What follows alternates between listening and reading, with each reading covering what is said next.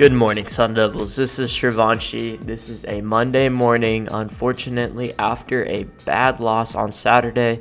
But nonetheless, I hope you guys had a wonderful weekend. A lot of great football to cover, from Big 12 to CFB to even NFL. Just all around the spectrum, it was just wonderful stuff. But we're talking about our Sun Devils lost, a 22-30 loss to Texas Tech. Unfortunately, our first Big 12 game of the history goes down in the books as an L. And I don't feel as distraught about the outcome, just simply because I do feel like it was a winnable game. You know, any team that shoots themselves into a 14-point deficit within the first 7 minutes of the game generally decreases their odds and chances of coming out with a W. And to come back from that kind of adversity that early was pretty ridiculous. You know, we were down 14 in the second quarter, but, you know, that wasn't within the first 7 minutes of a hostile environment fulfilled game. I mean, really, what were we expecting? I was not impressed to see Parker Lewis shank it out of bounds within the first kickoff, giving him great field position. And I wouldn't even say there was a complimentary sort of football. There wasn't any complimentary football within the first half. We really were shying away from the identity, and our aggressiveness in the air was pretty bad. I did feel like Taj Brooks didn't beat us. What really beat us was the third down conversions. It was really hard to watch. Mainly, it was the wide receiver in Caleb Douglas. He went 4 catches on 4 third down conversions. Really hard stuff to watch. I wouldn't say it was just a lack of scheme. It sometimes it was, but I don't think we really put Keith Abney in positions to succeed, and I also don't think he was really capitalizing on next play mentality. But nonetheless, Caleb Douglas ate us apart.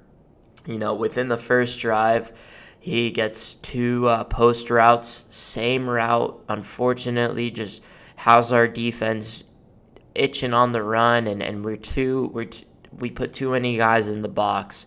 We fed into Taj Brooks, and Morton was throwing right over us, and it was really hard to watch because, you know, we had a robber, and so that's what Zay was doing. He was picking up those tackles, but at the end of the day, Keith Abney was just playing too soft on Caleb Douglas, and he was eating us apart. You can definitely tell there was some sort of mismatch. Like, Keith Abney was undersizing himself a lot. I mean, he had 2 PBUs, but still, he really minimized his impact. And so when he played soft coverage, outside release, it just gave Kitley, the offensive coordinator, the opportunity to feed his big wide receiver and Caleb Douglas in the middle of the field, and that's what they did. You know, that when they needed a third down conversion, they did it right there. And even if it wasn't third down, if it was just a drive mover, they did it off the second and 10. So, man, it was just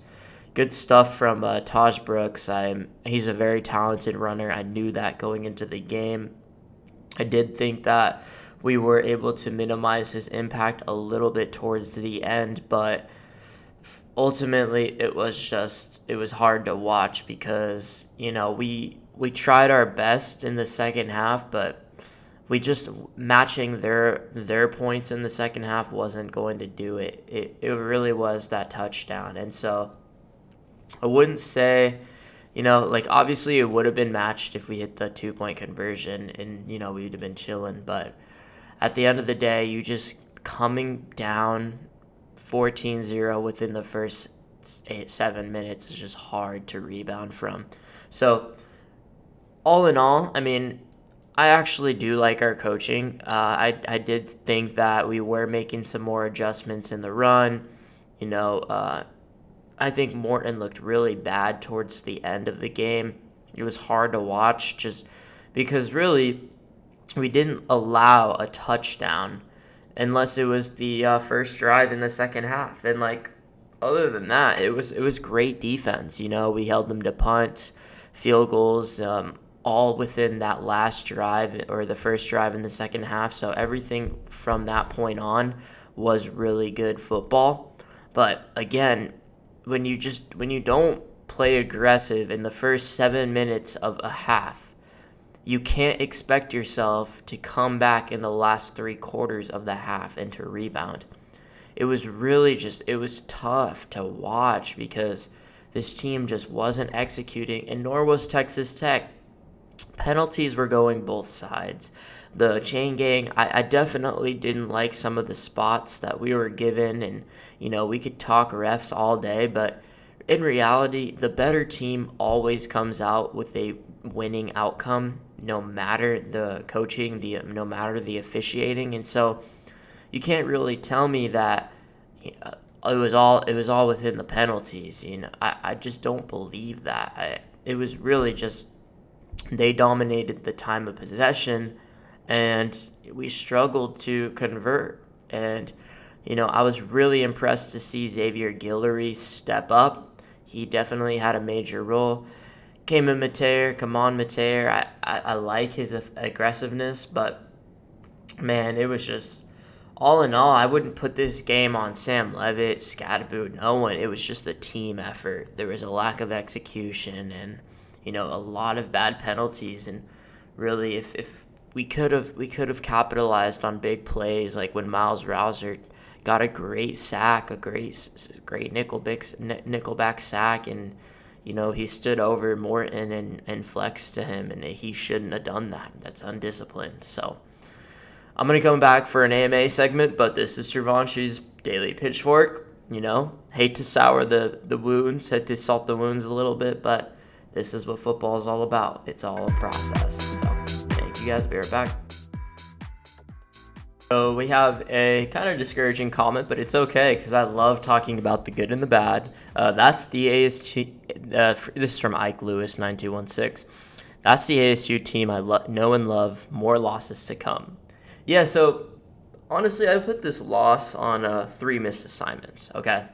So one of them is, and honestly, that third missed assignment, I'm probably gonna put it on the officiating because Keith Abney's defensive PIs, yeah, you could take 1 or 2 of them were good calls, but some of them were pretty egregious. One of them within the 40-second or 54-second mark in the second half, he had great coverage on the ball, and that put them in a position to score a field goal, make it 17-10 when we should have went into halftime 10-14.